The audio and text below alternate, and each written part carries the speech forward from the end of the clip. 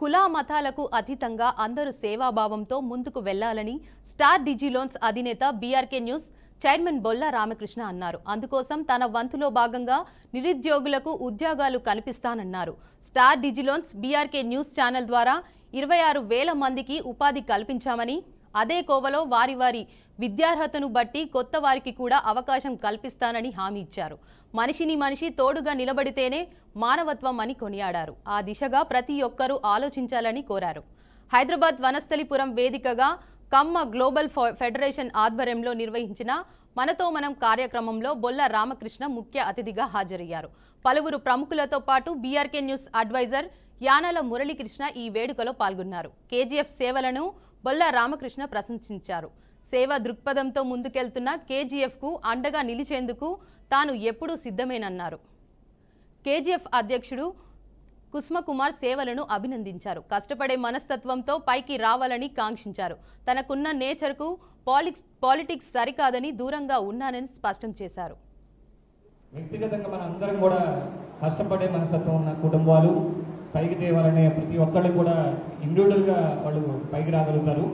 వీళ్ళందరూ కూడా కాకపోతే అనగదొక్కబడుతున్నారు. ఎవరి ద్వారా అంటే వేరే వాళ్ళ ద్వారా, ఇంకొకరి ద్వారా పక్కన పడేస్తే ముందు మనలో మనకే యూనిటీ మిస్ అయిపోయి నా పక్కన ఉన్న వ్యక్తి ముందుకు రాకూడదు, ఏ రకంగా ముందుకు వెనక నెట్టాలి, ముందుకు పోవాలి నేను అనే ఉద్దేశంతో బిహేవ్ చేస్తున్నారు చాలామంది. నేను అబ్జర్వ్ చేశాను. మీరు ముందుకు పోవడం తప్పు లేదు, కానీ మీ ముందున్న వాళ్ళని పక్కగా నెట్టి మరీ పోవడం కరెక్ట్ కాదు. వాళ్ళని ముందుకు తీసుకుపోతూ మీరు ముందుకు పోవాలని మనస్ఫూర్తిగా కోరుకుంటున్నాను. అలాగే రాజకీయాలుగా నేను చాలా గత 5 ఏళ్ళలో చాలా చేశాం. 307 కేసులకి అన్నిటికీ తిరిగి నాకు రాజకీయాల నుంచి పక్క తప్పుకున్నాను. ఒక రకంగా ఏంటంటే మా అమ్మగారిని సర్పంచ్గా ఒక పార్టీ తరఫున గెలిపించుకున్నాను. అలాగే ఎంపీటీసీ గెలిపించుకున్నాను.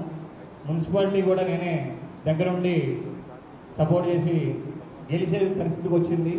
నాది జగ్గైపేట కాన్స్టిట్యున్సీ.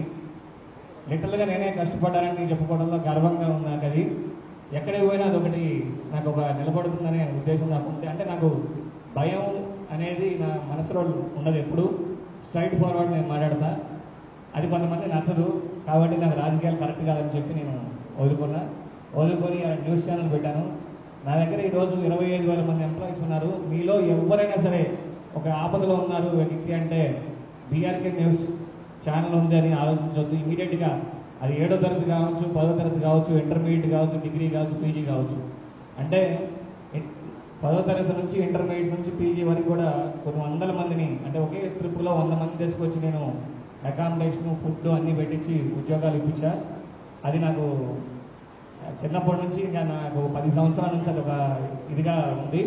ఎవరు వచ్చినా సరే బీఆర్కే న్యూస్ ఛానల్ ఉంది, అక్కడ పంపిస్తే జాబ్ వస్తుందని మర్చిపోవద్దు. 29 రాష్ట్రాల్లో ప్రతి స్టేట్లో నాకు ఆఫీస్ ఉంది, టీం ఉంది, మ్యాన్ పవర్ ఉంది. ఎప్పుడు కూడా మీ అందరికీ నా వంతు నేను సహకారం అందిస్తాను. క్రమశిక్షణ, కష్టపడే తత్వానికి కమ్మ సామాజిక వర్గం పర్యాయ పదంగా ఉంటుందని కమ్మ గ్లోబల్ ఫెడరేషన్ అధ్యక్షుడు కుసుమకుమార్ అన్నారు. సమాజ శ్రేయస్సును కోరుకునే వ్యక్తులు కమ్మవారని కొనియాడారు. ఎక్కడైనా సరే వ్యవసాయంతో పాటు వ్యాపారాభివృద్ధి చేయగలిగిన సత్తా ఉన్న వర్గం కమ్మ సమాజ వర్గమని చెప్పారు. మధ్యతరగతి కుటుంబం నుంచి వేలాది మందికి ఉపాధి అవకాశం కల్పించే స్థాయికి బొల్ల రామకృష్ణ ఎదగడం అభినందనీయమన్నారు. ఈరోజు మీరు తానా చూసినా పేరుకది Telugu association of North America అయినా కానీ దాంట్లో 99% ఉంది మనకు అమ్మవారి. అలాగా తానా అధ్యక్షులతో పాటు middle east, Canada, Australia, England అట్లా అన్ని దేశాల నుంచి, మన భారతదేశంలో నుంచి తమిళనాడు, కర్ణాటక, ఒరిస్సా, గుజరాత్, బెంగాల్, ఢిల్లీ, మహారాష్ట్ర అన్ని రాష్ట్రాల నుంచి కూడా కేజీఎఫ్ ప్రెసిడెంట్ కావడం జరిగింది. దాదాపు వర్కింగ్ ప్రెసిడెంట్స్ అయిన వాళ్ళందరూ ప్రెసిడెంట్ కావడం జరిగింది. ఉత్తమ్ కుమార్ రెడ్డి గారు కూడా వర్కింగ్ ప్రెసిడెంట్ అయ్యారు. రేవంత్ రెడ్డి గారు కూడా వర్కింగ్ ప్రెసిడెంట్ అయ్యాడు. ఇప్పుడు మహేష్ గౌడ్ కూడా వర్కింగ్ ప్రెసిడెంట్ అయ్యాడు. కానీ నేను ఎందుకు కాలేకపోయాను వర్కింగ్ ప్రెసిడెంట్ నుంచి ప్రెసిడెంట్గా అంటే బికాజ్ ఐఎమ్ ఏ కమ్మ. నేను పుట్టి పెరిగింది సంగారెడ్డిలో. నా మూలాలు వచ్చేసి తెనాలి నుంచి. అంటే ఇక్కడ పుట్టి పెరిగినా నా పిల్లలు ఇక్కడే పుట్టారు, నేను ఇక్కడే పుట్టాను. అయినా కానీ కమ్మ అనగానే వీరు ఆంధ్రులు, వీళ్ళు ఆంధ్రప్రదేశ్ మూలాలు మనం ఇక్కడ రెండో స్థానానికే పనికి వస్తాం, కానీ మొదటి స్థానానికి వీళ్ళు అర్హులు కాదు అనే ఒక అభిప్రాయం అనేది అందరిలో పెరుగుతూ ఉంది. దాన్ని తుంచాల్సిన అవసరం ఉంది.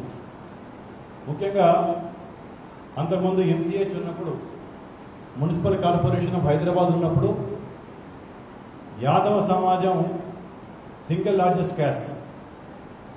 ఎప్పుడైతే గ్రేటర్ మున్సిపల్ కార్పొరేషన్ అయిందో ఈరోజు మన కమ్మవారం మనం single largest caste in Hyderabad.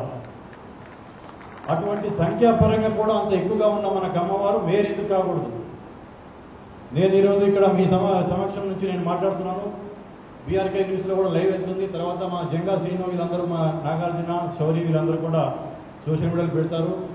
నేను ఒక పార్టీలో జాతీయ స్థాయిలో ఉండి కూడా నేను ఈరోజు గట్టిగా చెప్పదలుచుకున్నాను, ఎవరైతే కాంగ్రెస్ పార్టీకి మేయర్ అవకాశం ఇస్తారో, పార్టీలకు అతీతంగా, నేను కాంగ్రెస్ నాయకుడిని, కానీ కాంగ్రెస్ అయినా సరే, బీజేపీ అయినా సరే, టీడీపీ అయినా సరే, టీఆర్ఎస్ అయినా సరే, ఏ పార్టీ అయినా సరే, జిహెచ్ఎంసీలో మన కమ్మవారు మొదటి పౌరుడిగా మేయర్గా ఉన్నప్పుడే తెలంగాణ రాష్ట్రంలో మన కమ్మవారు సీఎం కాగలరు. ఏం తక్కువ, మనం 5.5% ఉన్నాం. మనం తెలంగాణ రాష్ట్ర జనాభాలో 5.5% మనం ఉన్నాం. మనకి 3 సీట్లు ఇచ్చారు కాంగ్రెస్ పార్టీలో, 4 సీట్లు ఇచ్చాడు టీఆర్ఎస్ అతను. అంటే మన సంఖ్యాపరంగా ఇప్పుడు ఒక కొత్త నినాదం ఎత్తుకున్నారు, జిత్ని ఉనికి సంఖ్య ఉత్ని భాగదారి అని. అంటే వారి యొక్క సంఖ్యను బట్టి వారికి అవకాశాలు ఉండాలని. అటువంటిప్పుడు మనకి తెలంగాణ అసెంబ్లీలో కనీసం మన వాళ్ళు 8-9 మంది ఉండాలి. మనం 45 ఎంపీలు ఉండాలి మన వాళ్ళు.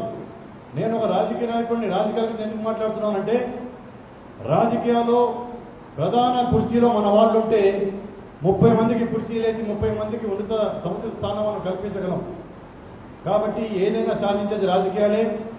సరే, నేను ఇప్పుడు క్యాబినెట్లో లేకపోయినా, డైరెక్ట్గా ప్రభుత్వంలో లేకపోయినా, నాకున్న పరిచయాల ద్వారా సాధ్యమైనంత వరకు మనకు అమ్మవారికి ఐఏఎస్ కావచ్చు, ఐపీఎస్ కావచ్చు, ఏసీపీల స్థాయి వరకు సాధ్యమైనంత వరకు నేను వాళ్ళకి సహాయం చేశాను, మంచి పొజిషన్లో తెప్పించాను. శ్రీనాథ్ గారు చెప్పినట్టు ఇంకా కొందరికి కూడా అవకాశాలు రాకుండా ఉన్నారు. వాళ్ళకు కూడా నా శాయశక్తిలో ప్రయత్నించి వాళ్ళకి అవకాశాలు కల్పిస్తానని చెప్పేసి ఈ యొక్క సభాముఖంగా మీ అందరికీ చెప్తూ,